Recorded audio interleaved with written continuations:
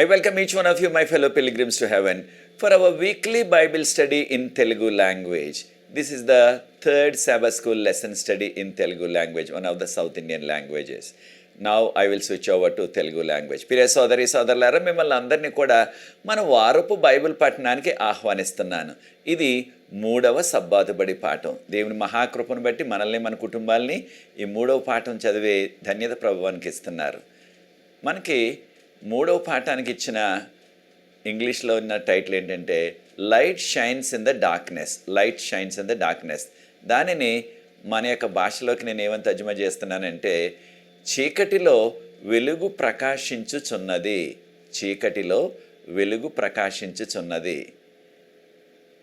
ప్రార్థన చేసుకుని మనము ఈ యొక్క 3వ పాఠాన్ని బైబిల్ గ్రంథం నుంచి నేర్చుకుందాం.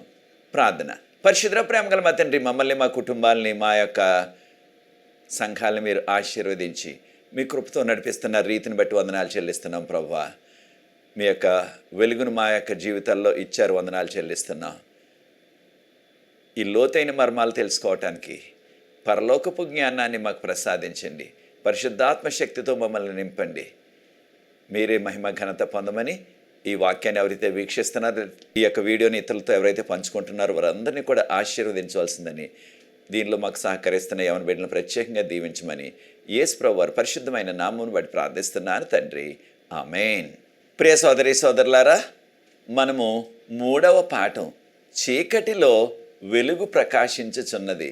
మనందరికీ తెలిసిన రీతిగా బైబిల్ గ్రంథంలో వెలుగు అనేది యేసు ప్రభువుకు సాదృశ్యం. కారణం, యేసు ప్రభు వారు చెప్పారు కదా, నేను లోకమునకు వెలుగై ఉన్నాను. లోకమంతటికీ వెలుగు యేసు ప్రభు వారు. యోహాను సువార్త 8:12 అదే రీతిగా బైబిల్ గ్రంథంలో పాపాన్ని చీకటితో పోల్చారు. కనుకనే చాలాసార్లు యొక్క అంధకార శక్తులని, చీకటి శక్తులని సాతానుతో పడిపోయిన ఆ 3వ వంతు దేవదూతలకు మనము ఈ విధంగా సంబోధిస్తాం, చీకటి శక్తులని. కనుక ఈ యొక్క లోకము పాపంతో నిండిపోయింది. ఈ యొక్క పాపపు లోకంలో దేవుని యొక్క వెలుగు ఆది నుంచి కూడా ప్రతి తరములో కూడా ప్రకాశిస్తూనే ఉన్నది. ఎంతకాలం ఎలా ప్రకాశిస్తుంది అంటే 2వ రాకడ దినం వరకు కూడా. కనుక ప్రియ సోదరి సోదరులారా, దేవుడు ఆయన ప్రేమస్వరూపి కనుక ఆయన ప్రేమతో, ఆయన కృపతో, ఆయన కనికరంతో మనకు ఈ యొక్క వెలుగు, దీన్నే మనం చాలాసార్లు రక్షణ వెలుగు అంటున్నాం, నిత్యజీవం ఇచ్చే వెలుగు అంటున్నాం. దానిని మనకి ఆయన ప్రకాశింపచేస్తున్నారు. దానిని మనం సద్వినియోగం చేసుకోవాలా. కారణం, ఈ వెలుగు కలకాలం ఉండదు. కొంతకాలమే ఈ వెలుగు ఉండేది. ఒక దినం వస్తుంది, ఆ వెలుగు ఉండదు. ఉదాహరణకు మనకు పగలుంది, పగలంతా వెలుగు ఉంటుంది. సాయంత్రం అయ్యేటప్పటికి ఆ వెలుగు పోతుంది. ఇక ఏం మిగులుతుంది? చీకటే మిగులుతుంది మనకి. మరలా ఆ చీకటి అయిపోయే వరకు మళ్ళీ వెలుగు రాదు, కనుక రాత్రి అయిపోయే వరకు. అలాగా ఇప్పుడు మనం పగటి కాలంలో ఉన్నాం ఆధ్యాత్మికంగా. ఈ యొక్క వెలుగు ఎంతో చక్కగా సమృద్ధిగా మనకి ప్రకాశిస్తుంది. అందుబాటులో ఉన్నది దేవుని యొక్క వాక్యము. కానీ దేవుని వాక్యము దొరకని రోజులు మరలా త్వరలో వస్తాయి, 2వ రాకడకు ముందు. ఆక చీకటి యుగం అంటా ఉందని ఇంగ్లీష్లో డార్క్ ఏజెస్ అంటారు. అనగా బైబిల్ గ్రంథాన్ని ప్రజల చేతిలో లేకుండా దాన్ని దాచేసిన కాలాన్ని చీకటి యుగం అంటున్నాం. ఆనాటి సంఘాన్ని సాతాను తన యొక్క సాధనంగా, తన యొక్క ఏజెంట్గా వాడుకొని బైబిల్ ఎవరు చదవటానికి వీల్లేదు అని బైబిల్ చదివిన వారికి శిక్షలు వేసేశారు ఏకంగా. కనుక ఈ యొక్క 6వ శతాబ్దం నుంచి, క్రీస్తు శకం 6వ శతాబ్దం నుంచి 16వ శతాబ్దం అంటే మార్టిన్ లూథర్ గారి కాలం వరకు కూడా దాన్ని చీకటి యుగాలు అంటున్నాం మనం, డార్క్ ఏజెస్ అంటున్నాం ఇంగ్లీష్లో. కనుక ఈ యొక్క వెలుగు ఆ రోజుల్లో ప్రకాశించకుండా సాతాను అడ్డుకున్నాడు. అయినప్పటికీ కొంతమంది విశ్వాసులు ఆ యొక్క వెలుగు కొరకు, ఆ వాక్యం కొరకు ఎన్నో త్యాగాలు చేశారు. మనకి ఇవ్వబడిన మూలవాక్యం, కంఠత వాక్యం యోహాను సువార్త 12:35 ఇవి యేసు ప్రభు వారి మాటలు. యోహాను సువార్త 12:35. ఎవరైనా సరే వచ్చిన వారు చదవవలసిందిగా మిమ్మల్ని కోరుతున్నాను. అందుకు యేసు, ఇంక కొంతకాలము వెలుగు మీ మధ్య ఉండును, చీకటి మిమ్మును కమ్ముకొనుచుండునట్లు మీకు వెలుగు ఉండగానే నడువుడి. చీకటిలో నడుచువాడు తాను ఎక్కడికి పోవచుండునో ఎరుగడు. చాలు బాబు. అయితే ఇక్కడ మనం గుర్తిస్తున్నది ఏంటంటే, ఈ యొక్క వెలుగు అనేది కొంతకాలమే ఉంటుంది మనతో. తర్వాత ఏమొస్తుంది? చీకటి కమ్ముకుంటుంది. ఆ చీకటి మనల్ని కమ్ముకొనక ముందే మనము వెలుగులో వెళ్ళాల, వెలుగులో నడవాల. వెలుగంటే దేవుని యొక్క వాక్యం, దేవుని యొక్క సత్యం. కనుక ఆ చీకట్లో వెళ్ళేవాడికి ఎక్కడికి వెళ్తున్నాడో తెలియదు కదా. అనగా ఆ నిత్య జీవాన్ని తను అందుకోలేడు, నిత్య జీవానికి పాత్రుడు కాలేడు, పరలోకంకు వెళ్ళలేడు.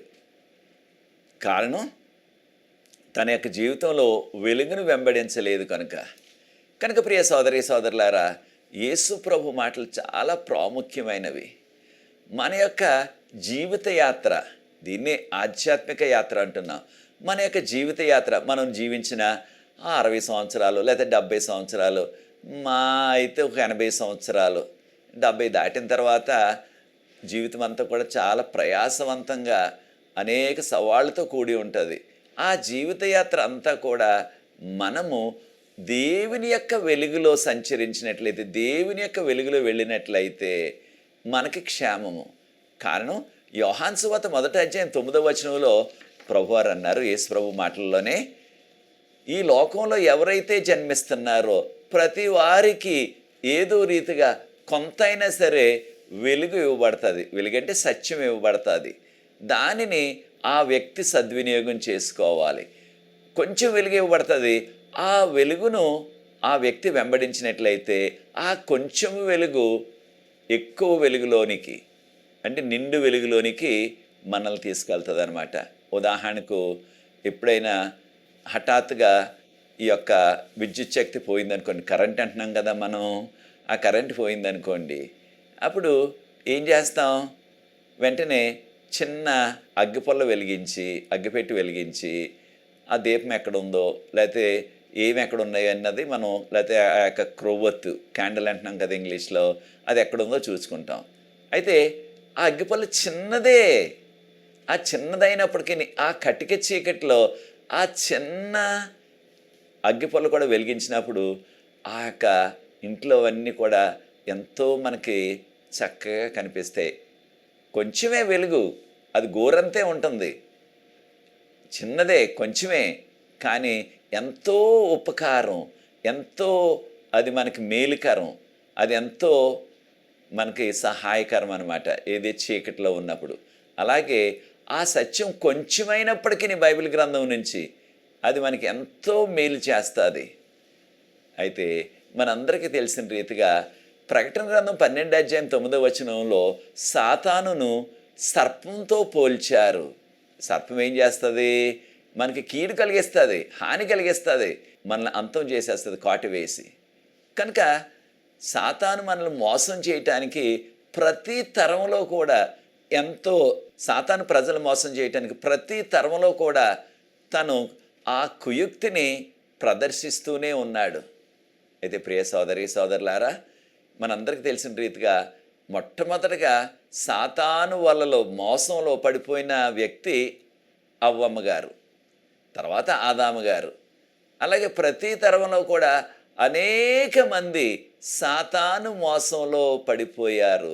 ఈ కడవరకాల చివరి దినాల్లో కూడా మనం కూడా పడిపోతున్నాం సాతాను మోసంలో, ప్రతిదినం కూడా ఏదో రీతిగా.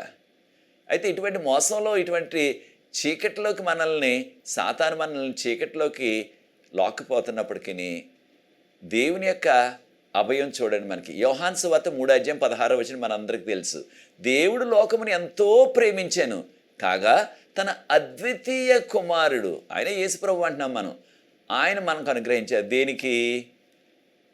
ఆయన ఎవరైతే నమ్ముకుంటారో వారు నశింపక నిత్య జీవం పొందుతారు. కనుక ఈ యొక్క పాపపు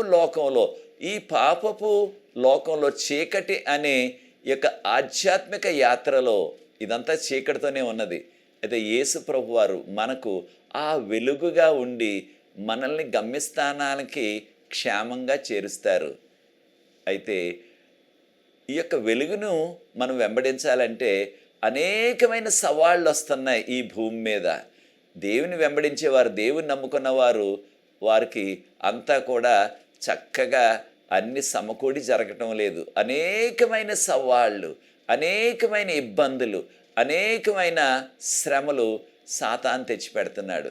అనేక మంది వేల కొలది ఆ యొక్క చీకటి యుగాల్లో అనగా 6వ శతాబ్దం నుంచి 16వ శతాబ్దం వరకు క్రీస్తు శకం అనేక మంది యేసు ప్రభు సత్యం కొరకు వారిని సజీవ దహనం చేసేశారు.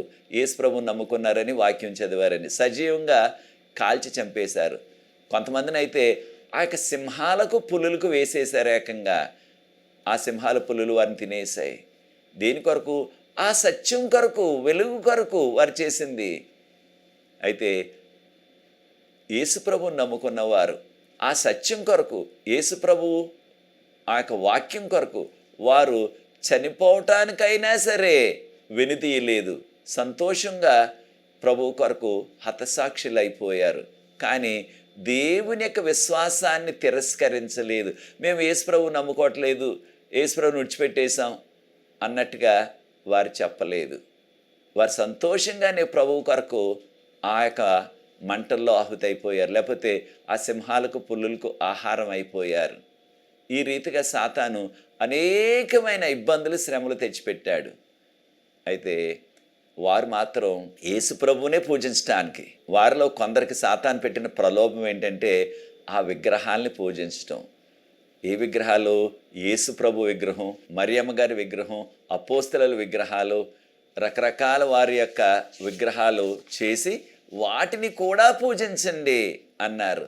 వారు మాత్రం విశ్వాసులు దానికి ససేమి రాని ఒప్పుకోలేదు. అసలు వారు ఏ రీతిగా కూడా రాజీ పడలేదు. వారు మరణించారు కానీ దేవునికి వ్యతిరేకంగా, బైబిల్ గ్రంథంలో ఉన్న వాటికి వ్యతిరేకంగా వారు ఏది కూడా చేయలేదు. మనకున్న సంఘ చరిత్ర ప్రకారంగా 4వ శతాబ్దం, 5వ శతాబ్దం, ఇంగ్లీష్లో 4th and 5th century AD అంటున్నాం. అయితే 4వ శతాబ్దం, 5వ శతాబ్దంలో అనేక మంది క్రైస్తవ సంఘంలోనికి ప్రవేశించారు. వారు విశ్వాసంతో దేవుని నమ్ముకుని వచ్చిన వారు కాదు సుమా. వారు రాజుగారి యొక్క ప్రోత్సాహంతో, లేకపోతే రాజుగారు పెట్టిన ప్రలోభాలతో వారు సంఘంలోకి వచ్చారు.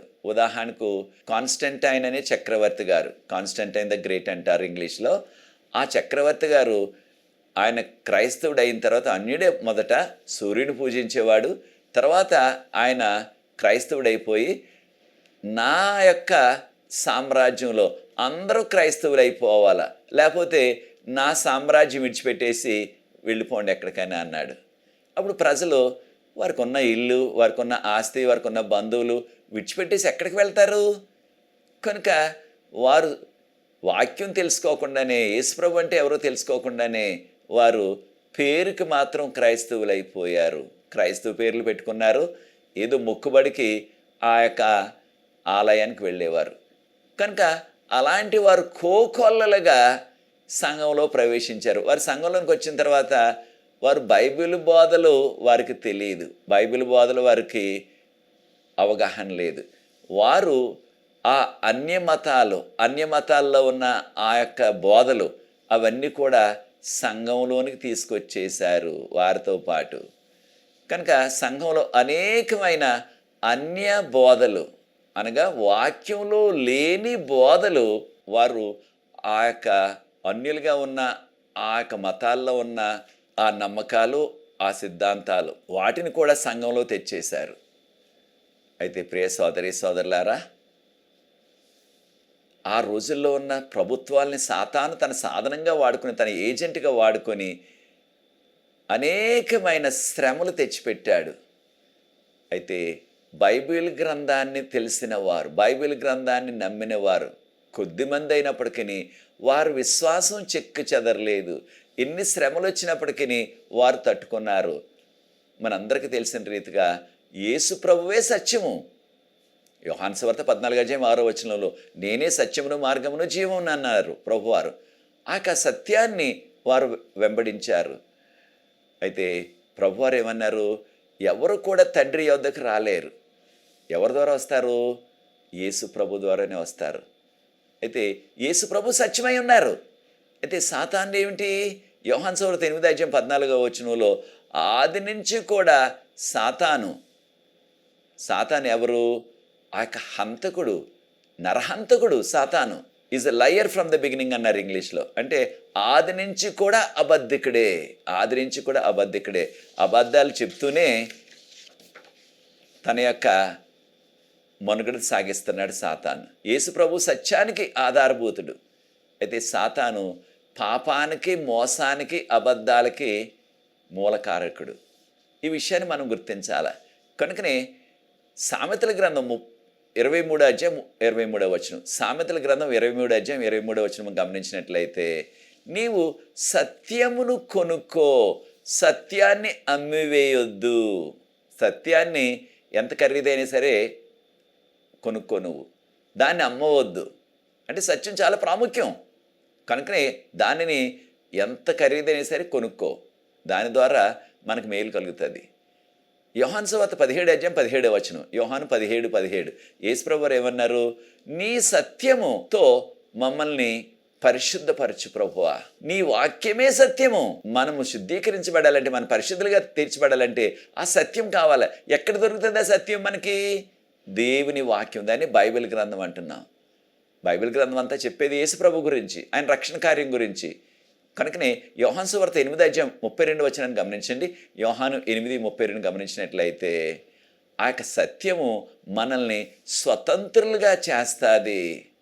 అయితే అనేకమైన ఈ యొక్క తరాలు, అనేకమైన వందల సంవత్సరాలు ఈ యొక్క సత్యాన్ని సాతాను దాచిపెట్టేశాడు. అయితే ఆనాటి సంఘం, అదే రోమా సంఘం అంటున్నాం, ఆనాటి పాలకులు వారిని సాతాను గుప్పుడులో పెట్టుకుని ఆనాటి సంఘాన్ని, ఆనాటి పాలకులంటే అధికారులు అనమాట, రాజులు, ముఖ్యమంత్రులు, గవర్నర్లు వారనమాట. వారిని తన గుప్పిట్లో పెట్టుకుని తన ఏజెంట్లుగా బైబిల్ గ్రంథం ఎవరికి అందకుండా చేసేసాడు సాతాను. బైబిల్ ఎవరు కూడా చదవటానికి వీల్లేదు. బైబిల్ చదివిన వారికి కఠినమైన శిక్షలు వేసేశారు. ఎంత శిక్షలు వేసేశారు? వారికి ఏకంగా మరణ శిక్ష వేసేశారు. ఏకంగా బైబిల్ చదివితే అంత వారికి శిక్ష వేసేయాలా? అంటే ఇది సాతాను యొక్క ప్రోత్సాహం. సాతాను యొక్క ప్రోత్సాహంతో ఆనాటి అధికారులు, సంఘ నాయకులు కూడా అటువంటి కఠినమైన శిక్షలు వేసేశారు. అయితే ఆ కఠినమైన శిక్షలు వేసేసినప్పటికీ, ఉదాహరణకు వాల్డెన్సీస్ అని విశ్వాసులు ఉండేవారు. వారు వాక్యం కావాలి, బైబిల్ చదువుకోవాలని వారి గ్రామాలు విడిచిపెట్టేసి, వారికి ఉన్న ఇళ్ళు విడిచిపెట్టేసి, వారికి ఉన్న ఆ భూములు, ఆ తోటలు విడిచిపెట్టేసి ఆ యొక్క పర్వతాలకు వెళ్ళిపోయారు. అల్ప పర్వతాలు అంటారు. ఇప్పుడు కూడా ఉన్నవి అవి ఫ్రాన్సు, స్విట్జర్లాండు, జర్మనీ, ఆ దేశాల యొక్క సరిహద్దుల్లో ఉన్నాయన్నమాట. అక్కడికి వెళ్ళిపోయి అవి మంచు పర్వతాలు, శీతాకాలం దట్టమైన మంచు పట్టేస్తుంది. అలాంటి చోట ఏకంగా వారు చిన్న చిన్న పాకలు వేసుకొని అక్కడే జీవించారు. దేని కొరకు? బైబిల్ కావాలి, బైబిల్ చదవాలి, బైబిల్ కొరకు. కానీ వారు గ్రామాల్లో, నగరాల్లో ఉంటే చదవనివ్వట్లేదు. చదివిన వారిని కొట్టేస్తున్నారు, జైల్లో వేసేస్తున్నారు, కొంతమందికి మరణశిక్ష వేసేసారు ఏకంగా. కనుక వీరు గ్రామాలని, పట్టణాలను విడిచిపెట్టేశారు. మరి కొండల్లో ఉన్నారనుకోండి, ఆ పర్వతాల్లో ఉన్నారు, ఆ పర్వతాల్లో ఉండేవారికి ఏ సదుపాయాలు ఉంటాయి? ఏ సదుపాయాలు ఉండవు. అయినప్పటికీ, ఏ సదుపాయాలు లేకపోయినప్పటికీ వారు త్యాగం చేసి, వారు సమర్పించుకొని, మాకు వాక్యం కావాలి, దాని ద్వారా మాకు నిత్యజీవం వస్తుంది, ఈ లోకం శాశ్వతం కాదు, మాకు కావాల్సిన శాశ్వతమైన ఆ పరలోకం కావాలి, అది వాక్యం ద్వారానే, బైబిల్ గ్రంథం ద్వారానే దొరుకుతుందని దాని కొరకు సమస్తం కూడా త్యాగం చేసి వెళ్ళిపోయారు. అనేక కష్టాలు పడ్డారు. అయితే ప్రభు వారిని విడిచిపెట్టలేదు, దీవించారు. అయితే ప్రియ సోదరి, సోదరుడా, మనకి వాక్యం ఎంతో విరివిగా దొరుకుతుంది ఈ రోజుల్లో. కొన్ని గృహాల్లో ఉన్న నలుగురుంటే నలుగురికి 4 బైబిళ్ళు ఉంటున్నాయి. కొన్నిసార్లు ఇంకా ఎక్కువ బైబిళ్ళు ఉంటున్నాయి. ఇంగ్లీష్ వచ్చిన వరకు అయితే రకరకాల ఇంగ్లీష్ తర్జుమాలు బైబిళ్ళు మరియు వారి యొక్క సొంత భాష బైబిల్, మాతృభాష బైబిల్ కూడా ఉంటుంది. అంటే 6-7 రకాల బైబిళ్ళు ఉంటున్నాయి ఏకంగా. అయితే ప్రియ సోదరి సోదరులారా, ఈ రోజుల్లో కంప్యూటర్ వాడేవారికి అయితే 52 రకరకాల ఇంగ్లీష్ తర్జుమాలు ఉన్నాయి. 52 ఏకంగా. నా కంప్యూటర్లో కూడా ఉన్నవి అవి. అంటే అంత విరివిగా వాక్యం మనకు అందుబాటులో ఉంది. ఈ వాక్యాన్ని చదువుతున్నామా ప్రతిదినం కూడా? ఈ వాక్యాన్ని, ఈ బైబిల్ గ్రంథాన్ని మనం పఠిస్తున్నామా? దాన్ని అనుసరిస్తున్నామా? ఏదో పేరుకి మాత్రం చదువుకుని వెళ్ళిపోతే ఏదో మనకు దానివల్ల ప్రయోజనం లేదు. దానిని చదివి దానిలో ఉన్న సత్యాన్ని గ్రహించి ఆ సత్యం ప్రకారంగా జీవించాలి మనం ఈ లోకంలో. ఇది చాలా ప్రాముఖ్యం ఈ కడవరి కాల చివరి దినాల్లో. కీర్తన 119, 105వ వచనం. 119వ కీర్తన 105వ వచనం. మనందరికీ తెలుసు, నీ వాక్యము నా పాదములకు దీపమును, నా త్రోవకు వెలుగై ఉన్నది. ఏ త్రోవ? మన ఆధ్యాత్మిక త్రోవ. ఈ లోకయాత్రలో ఆ త్రోవకు వెలుగై ఉన్నది. మనం ఎక్కడికైనా సరే రాత్రి వెళ్ళాలనుకోండి, ఈ రోజుల్లో అయితే మనకి వీధి దీపాలు ఉన్నాయి, లేకపోతే మన మొబైల్కి లైట్ ఉంది, లేకపోతే బ్యాటరీ లైట్ ఉంటుంది. ఇలాంటివన్నీ కూడా మనకు అందుబాటులోకి వచ్చాయి. మరి పూర్వకాలంలో అవేవి కూడా లేవు. ఏదైనా అత్యవసరమైన పనికి బయటకు వెళ్ళాలంటే ఖచ్చితంగా ఏదో ఒక దీపాన్ని పట్టుకుని వెళ్ళాలి. ఆ యొక్క నూనె దీపాన్ని, దీన్ని లాంతరని వారు మనం. కనుక అలాగా మన యొక్క త్రోవకు వెలుగు కావాలంటే, ఒకవేళ అలాంటి వెలుగు లేకుండా వెళ్ళినట్లయితే ఆ చీకట్లో ఎక్కడికి వెళ్తున్నాం మనకేం తెలుస్తుంది? ఆ చీకట్లో మనం, ప్రభువారు చెప్పారు కదా, యోహాను సువార్త 12:35 వచ్చి మనం చదివిన కంఠత వాక్యంలో, చీకట్లో వెళ్ళే వారికి వారు ఎక్కడికి వెళ్తున్నారో తెలియదు వారికి, అనగా గమ్యస్థానానికి చేరలేరు క్షేమంగా. కనుక మనకు వెలుగు కావాలి. ఆ వెలుగు దేవుని యొక్క వాక్యము. అయితే పౌలు గారు ఆనాటి తన విశ్వాసులకు ముందుగానే హెచ్చరిక చేశారు. ఏమని? నేను వెళ్ళిపోయిన తర్వాత మీ మధ్యకి తోడేళ్ళు వస్తాయి, మిమ్మల్ని అవి సంహరించేస్తాయి, మిమ్మల్ని అవి నాశనం చేసేస్తాయి అని పౌలు గారు హెచ్చరిక చేశారు. ఈ విషయాన్ని మనం అపోస్తల కార్యాలు 20:29 వచనం. అపోస్తల కార్యాలు 20:29 వచనంలో, నేను వెళ్ళిపోయిన తర్వాత తోడేళ్ళు వస్తాయి, ఆ తోడేళ్ళు మందని నాశనం చేసేస్తాయి. తోడేళ్ళు ఏం చేస్తాయి? మందని, ఆ గొర్రెల్ని మేకల్ని చంపుకుని తినేస్తాయి.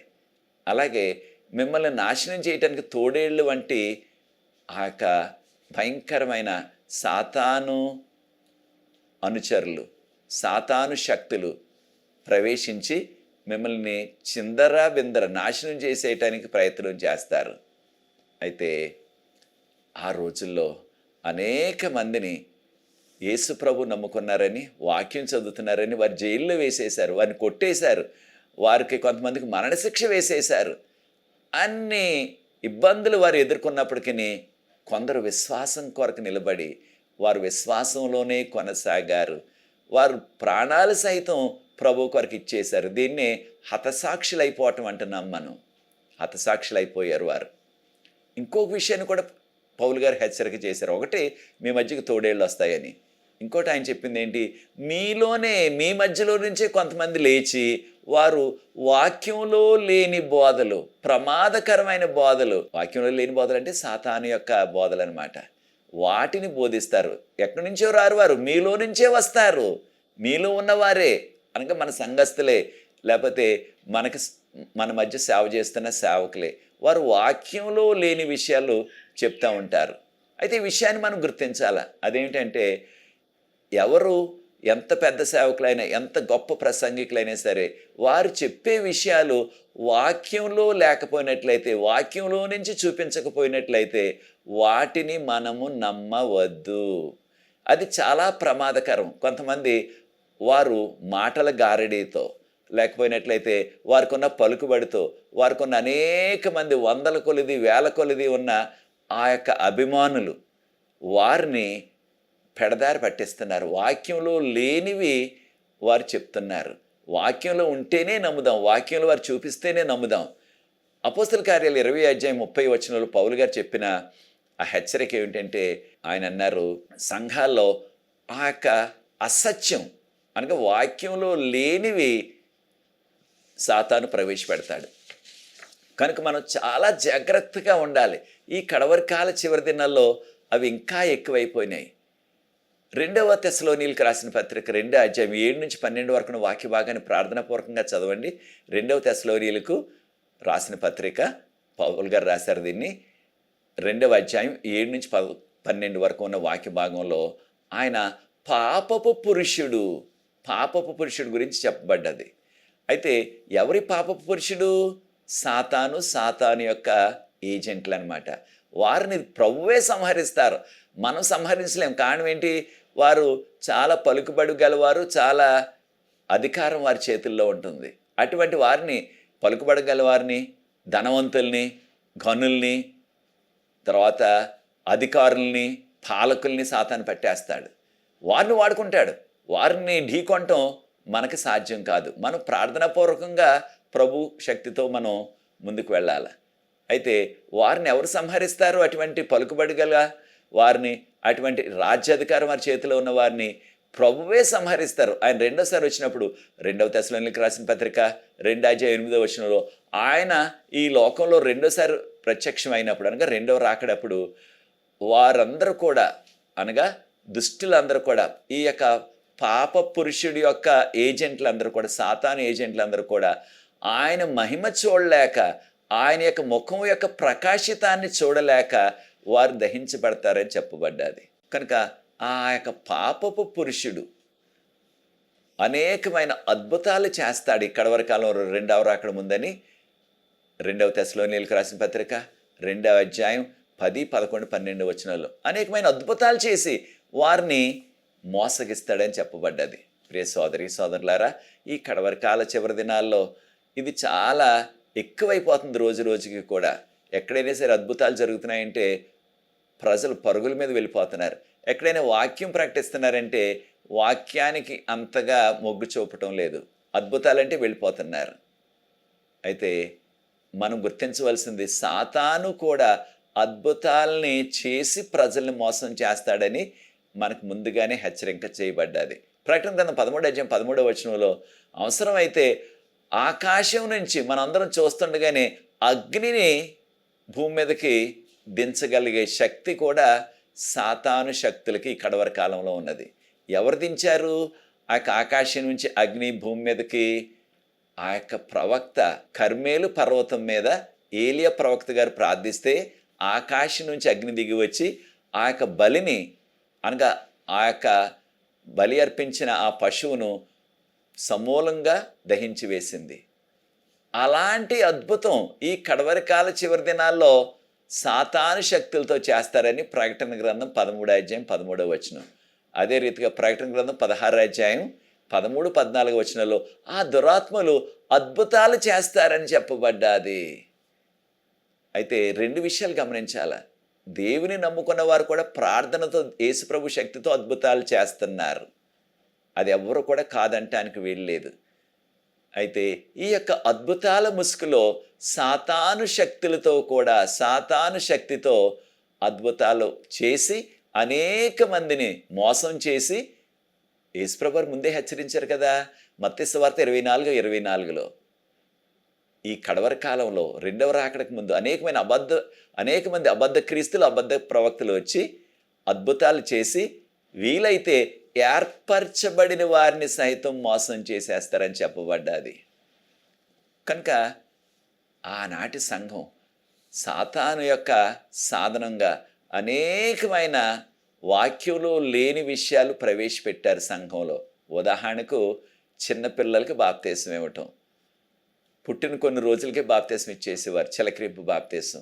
పెద్దవారికి కూడా చిలకరింపు బాప్తీసం. వాక్యంలో ఎక్కడ చెప్పబడలేదు అది. అలాగే యేసుప్రభు విగ్రహం, మరియమ్మ విగ్రహం, అపోస్తల విగ్రహాలు, ఇలా విగ్రహాలు కూడా ప్రవేశపెట్టేశారు. అదే రీతిగా వాక్యంలో లేనిది ఆదివారం ఆరాధన ఎక్కడ కనిపించదు మనకి. ఆదికాండం నుంచి చివరి వరకు, ప్రకటన వరకు చూస్తే 10 ఆజ్ఞలు చెప్పబడ్డది విశ్రాంతి దినం పరిశుద్ధంగా ఆచరించడం. ఇది నిర్గమకాండం 20:8-11 వరకు. యేసుప్రభు ఈ లోకంలో ఉన్నప్పుడు కూడా ఆయన విశ్రాంతి దినాన్నే వాడుక చొప్పున సమాజ మందిరం అంటే ప్రార్థన మందిరానికి వెళ్ళి ఆరాధించారని లోకా 4:16 చెప్పబడ్డది. అయితే యేసుప్రభు లేచారనే ఆ సాకుతో, యేసుప్రభు లేచారు తప్పకుండా, దాన్ని మనందరం కూడా నమ్ముతున్నాం. అయితే యేసుప్రభు లేచిన దినాన్ని దీనిని ఆరాధన దినంగా మీరు అనుసరించండి అని ప్రభు ఎక్కడ చెప్పలేదు మనకి. యేసుప్రభు లేచిన దినాన్ని, ఇది ప్రత్యేకమైన దినం కనుక ఈ దినాన్నే మనం ఆచరించాలా, ఆరాధించాలని యేసుప్రభు శిష్యులు కూడా ఎక్కడ మనకు వాక్యంలో చెప్పలేదు. కనుక వాక్యపు ఆధారం లేకపోయినప్పటికీ ఆ యొక్క ఆదివారాన్ని ఆరాధన దినంగా ప్రవేశపెట్టారు ఆ ఆదిమ సంఘంలో 4వ శతాబ్దంలో. అప్పటి నుంచి ఇప్పటి వరకు కూడా లోకమంతా కూడా ఇది ప్రసరించబడ్డది, లోకమంతా కూడా వచ్చేసింది. కనుక అసలైన ఆరాధన దినం కప్పబడిపోయింది. అయితే మనందరికీ కూడా ఈ లోకంలో కావలసినది క్షేమకరమైన గైడ్ అంటున్నాం మనం. అంటే మన మార్గదర్శి, మనకు మార్గదర్శి బైబిల్ గ్రంథం. కనుక బైబిల్ గ్రంథాన్ని మనం పాటించినట్లయితే అది మనకి క్షేమకరంగా మన పరలోకం తీసుకెళ్తుంది, నడిపిస్తుంది. యోహాను సువార్త 17:17 మనం గమనించినట్లయితే, నీ యొక్క సత్యముతో మమ్మల్ని పరిశుద్ధులుగా చేయి, మీ సత్యమే మీ వాక్యము, మీ వాక్యమే సత్యము. అనగా ఆయన వాక్యంలోనే ఆ సత్యం అనేది ఆయన వాక్యంలోనే దొరుకుతుంది. ఆ సత్యం యేసు ప్రభు గురించి చెప్పబడుతుంది. అదే రీతిగా 2 తిమోతి 3:16 2 తిమోతి 3:16 దేవుని యొక్క వాక్యం అంతా కూడా పరిశుద్ధాత్మ చేత ప్రేరేపించబడినది. అయితే ఆ ప్రేరేపించబడిన వాక్యము దేనికి ఉపయోగం మనకి? వాక్యం బోధించడానికి, సిద్ధాంతాలు బోధించడానికి. ఎవరైనా సరే వాక్యంలో లేకుండా వారు పొరపాటు చేస్తుంటే వారిని గద్దించటానికి వాక్యం మనకి ఉపయోగపడుతుంది. అయితే విషయాన్ని మనం గుర్తించాలా. అదేమిటంటే వాక్యం అంతా కూడా పరిశుద్ధాత్మ చేత ప్రేరేపించబడ్డది. కొంత భాగం మాత్రమే కాదు. కొంతమంది క్రైస్తవులు అనుకునేది ఏంటంటే పాత నిబంధన యూదులకి, క్రొత్త నిబంధన క్రైస్తవులకి అన్నట్టుగా అనుకుంటున్నారు. పాత నిబంధన మనకు అవసరం లేదని కూడా చెప్పేస్తున్నారు ఏకంగా. అది సరికాదు. వాక్యం అంతా కూడా పాత నిబంధన మరి క్రొత్త నిబంధన. ఒకవేళ పాత నిబంధన మనకు లేదనుకోండి, మనం దాన్ని పట్టించుకోవట్లేదనుకోండి, ఈ లోకం ఎలాగ సృష్టించబడ్డది? అదే రీతిగా నోవహు కాలంలో జలప్రళయం ఎలాగొచ్చింది, తర్వాత అనేక మంది భక్తులు ఏ రీతిగా వారి లోకయాత్రను జరిపారు, అనేక విషయాలు మనకి అందుబాటులోకి రావు. అనేక విషయాలు మనకు తెలియవు పాత నిబంధన గ్రంథం లేకపోయినట్లయితే. కనుక ఈ విషయాన్ని మనం గుర్తించి వాక్యం అంతా కూడా పరిశుద్ధాత్మ చేత ప్రేరేపించబడింది కనుక వాక్యం అంతన్ని కూడా మనం చదవాలి. చాలా విచారం ఏంటంటే కొంతమంది ఎప్పుడు చెప్పినప్పటికీ ఆ కీర్తనలు, ఆ సామెతల గ్రంథం, ఆ యొక్క సువార్తలు వీటినే చెప్తున్నారు. అయితే వాటిని చెప్పకూడదంటలేదు, వాటిని ఖచ్చితంగా చెప్పాలా. వాటితో పాటు తక్కిన బైబిల్ గ్రంథంలో ఉన్న పుస్తకాలన్నింటిని కూడా మనం వాటిని చదివి ప్రార్థనాపూర్వకంగా సిద్ధపడి ఆ వాక్యాన్ని మన సంఘాలతో పంచుకోవాలి. చాలా సంఘాల్లో ఈ కడవరి కాలానికి సంబంధించిన ప్రవచనాలు, దానియేలు గ్రంథాన్ని, ప్రకటన గ్రంథాన్ని వారు ముట్టుకోవటం లేదు, దాన్ని విడిచిపెట్టేస్తున్నారు. అది సరికాదు.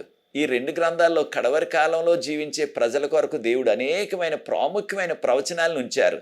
వాటిని అర్థం చేసుకోవాలి మనం. మరొక విషయాన్ని కూడా గుర్తించాలి. అదేంటంటే మానవుల యొక్క ఆ యొక్క మేధస్సు, దీన్ని రీజనింగ్ అంటున్నాం. అంటే ప్రతిదాన్ని కూడా మనము పరిశీలించి దానిని తెలుసుకుంటున్నాం. అయితే మానవుల యొక్క మేధస్సు, మానవుల యొక్క ఆలోచన విధానం మంచిదే, కానీ అది ఆధ్యాత్మిక విషయాల్లో మనకి పరిపూర్ణమైన జ్ఞానాన్ని ఇవ్వలేదు. మానవ యొక్క మేధస్సు కారణం ఏంటి? పరలోకపు సంబంధించిన విషయాలు, తర్వాత ఆధ్యాత్మిక విషయాలు, రక్షణ సంబంధించిన విషయాలు అది పరిశుద్ధాత్ముడే మనకు ప్రేరేపించాలి, పరిశుద్ధాత్ముడే మనకు తెలియచేయాలి. అంతేగాని మన సొంత జ్ఞానంతో మనం నేర్చుకోలేము వాటిని. అయితే మన సొంత జ్ఞానంతో యేసు ప్రభు మరణించాడని ఎలా తెలుసుకోగలం? వాక్యంలో చదవకపోయినట్లయితే. మన సొంత జ్ఞానంతో లోకం అంతానికి వచ్చేస్తుందని ఎలా తెలుసుకోగలం? మానవ జ్ఞానం మంచిదే, కానీ అది ఆధ్యాత్మిక విషయాల్లో మనకి సహకరించలేదు. ఆ మానవ జ్ఞానానికి పరిశుద్ధాత్ముడు దేవుని యొక్క వాక్యము జోడించినట్లయితే అప్పుడు మనం దేవుని యొక్క విషయాలు అర్థం చేసుకోగలం. కనుకనే సామెతల గ్రంథం 16:25 సామెతలు 16:25 గమనించినట్లయితే, కొంతమందికి ఒక విషయం ఎంతో మంచిగా కనపడవచ్చు, వారికి అది ఆమోదయోగ్యమే అవ్వచ్చు, కానీ అది ఎక్కడికి నడిపిస్తుంది? వారిని మరణానికి నడిపిస్తుంది. ఉదాహరణకు సారాయి త్రాగేవాళ్ళు, త్రాగినప్పుడు లేదా త్రాగకముందు సారాయి మంచిదనుకుంటాడు ఆ వ్యక్తి, సారాయి త్రాగటం పొరపాటు కాదనుకుంటాడు. కానీ ఆ సారాయి ఒక రోజున ఆ వ్యక్తి యొక్క జీవితాన్ని అంతం చేసేస్తుంది. అనగా పూర్తి జీవితాన్ని జీవించకుండా వారు సగం జీవితాన్ని ఆ సారాయి వలన, వారి యొక్క నిర్ణయం అది, వారు ఎంచుకున్నారు దాన్ని. వారు జీవించినప్పుడు, వారు త్రాగేటప్పుడు వారు మంచిదే అనుకున్నారు, అది వారి ఇల్లు ఒళ్ళు కూడా గొల్ల చేసేసింది. చూచారా ప్రియ దేవుని బిడ్డలారా? ఆ వ్యక్తికి అది మంచిదిలా కనిపెట్టదు ఆ కాసేపుని, కానీ అది మరణానికి దారితీసింది. అలాగే ఈ యొక్క వ్యభిచారం కూడా చాలా ప్రమాదమైంది. ఆ వ్యభిచారం ద్వారా అనేక మంది ఎయిడ్స్ రోగం వచ్చేసి ఎంతోమంది యవ్వన దశలోనే వారు చనిపోయారు. మనందరికీ తెలిసే విషయాలు. కనుక ఒక విషయం ఆ వ్యక్తికి మంచిదిలాగా కనిపించవచ్చు కాదని ఆ కాసేపు అది మరణానికి దారితీస్తుంది. అయితే ప్రియ సోదరి సోదరుడా, నీవు చేస్తున్న నిర్ణయాలు కూడా నీకు మంచిదిలాగే కనపడవచ్చు, మంచి నిర్ణయాల్లాగే అనుకోవచ్చు నువ్వు. అయితే అది వాక్యపు వెలుగులో ఉన్నదా లేదా, వాక్యం మీద ఆధారపడ్డదా లేదా ఆ నిర్ణయం అన్న విషయాన్ని మనం గుర్తించాలా. దానియేలు గ్రంథం 2వ అధ్యాయంలో మనందరికీ తెలిసిన రీతిగా రాజైన నెబుకద్నెజరు గారికి కల వచ్చింది. ఆ కల మర్చిపోయారు. ఆ జ్ఞానులందరిని పిలిచారు. వారు అన్నారు, రాజా ఎవరు చెప్పలేరు, దేవతలు తప్ప ఇంకెవరు చెప్పలేరు, ఆ దేవుళ్ళు తప్ప ఎవరు చెప్పలేరు అన్నారు. వారందరిని కూడా సంహరించేయమన్నారు రాజుగారు, శాసనం చేసేశారు.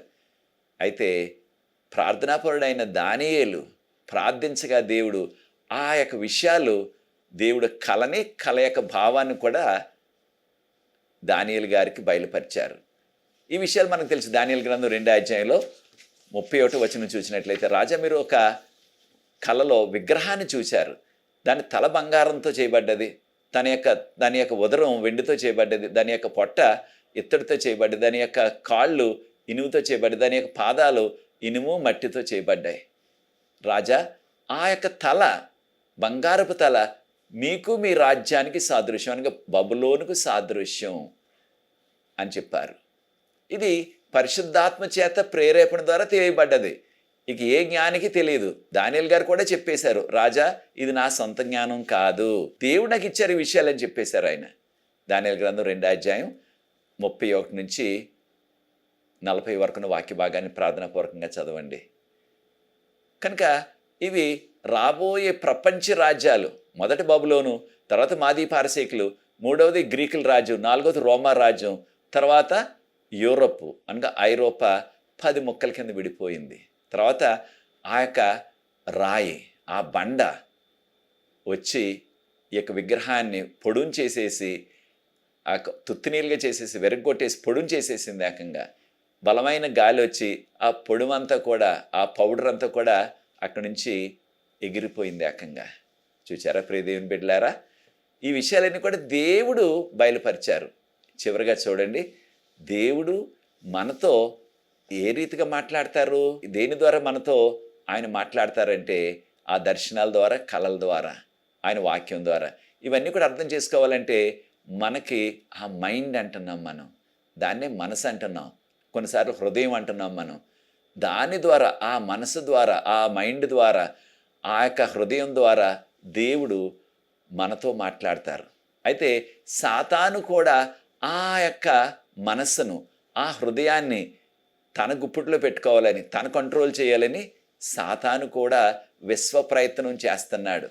కనుక సాతాను కూడా మనల్ని ప్రభావితం చేయటానికి, మనల్ని పట్టుకోవటానికి, మనల్ని తన గుప్పిట్లో పెట్టుకోవటానికి మన యొక్క మానవ శరీరంలో ఉన్న ఆ అవయవం, అది మనస్సు. ఆ మనస్సును తన తట్టు తిప్పుకోవటానికి దేవుడు ప్రయత్నం చేస్తున్నారు, సాతాను కూడా విశ్వ ప్రయత్నం చేస్తున్నాడు. కనుకనే 2 కొరింథీయులకు రాసిన పత్రిక 4వ అధ్యాయం 3-4 వచనాలని చదివినట్లయితే ఈ యొక్క యుగ సంబంధమైన దేవత అని తర్జుమా చేశారు. మనకి దేవత కాదు, దేవుడు అని ఇంగ్లీష్లో. యుగ సంబంధమైన దేవుడు మన మనోనేత్రాలకి ఏం కలిగిస్తున్నాడు? గ్రుడ్డితనం కలిగి చేస్తున్నాడు. మనోనేత్రాలు అంటే ఆధ్యాత్మిక నేత్రాలు అన్నమాట. కనుక ప్రియ సోదరి సోదరులారా, సాతాను మన మనోనేత్రాలు గుడ్డితనం కలిగజేసి ఈ సత్యాన్ని మనం చూడకుండా, దేవుని వాక్యాన్ని చూడకుండా మనము మనోనేత్రాలు అంధత్వంలోకి వెళ్ళిపోయాయి అన్నమాట. అయితే మన మనోనేత్రాలు సత్యాన్ని చూస్తున్నాయా, లేకపోతే సాతాను మోసంలో పడిపోయాయా అన్నది మనం గుర్తించాలి. మన మైండ్ అనమాట. మనోనేత్రాలు అంటే మన మైండ్ అనమాట. ఇంగ్లీష్లో మైండ్ అంటున్నాం, లేకపోతే హార్ట్ అంటున్నాం. అలాగే హెబ్రీయులకు రాసిన పత్రిక 3:15 నుంచి చివరి వరకు వాక్య భాగంలో చూసినట్లయితే, మీరు దేవుని యొక్క వాక్యాన్ని విన్నప్పుడు మీరు హృదయాల్ని కఠినం చేసుకోవద్దు. మీ హృదయాల్ని కఠినం చేసుకోవద్దు.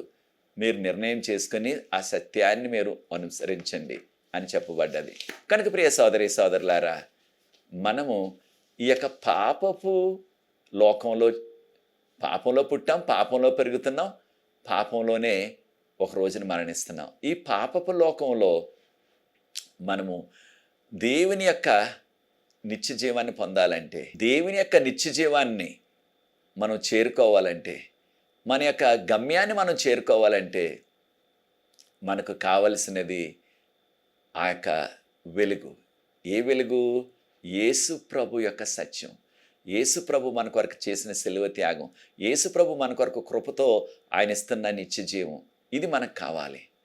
కనుక ఆ వెలుగును మనం అనుసరించి, ఈ యొక్క వెలుగు మనతో ఉన్నట్లయితే, లైట్ మనతో ఉన్నట్లయితే, ఎంత కటిక చీకటైనా సరే క్షేమంగా మనం గమ్యస్థానానికి చేరగలం.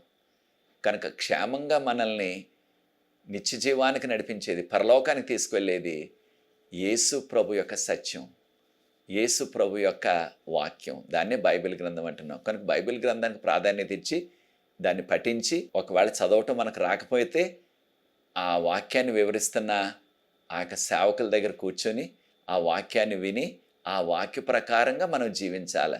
వాక్యంలో ఉన్న విషయాలు వినేసి వాటిని విడిచిపెట్టేయటం కాదు. మనం వినేవారు మాత్రమే కాకుండా వాటిని అనుసరించేవారుగా మనం జీవించాలి.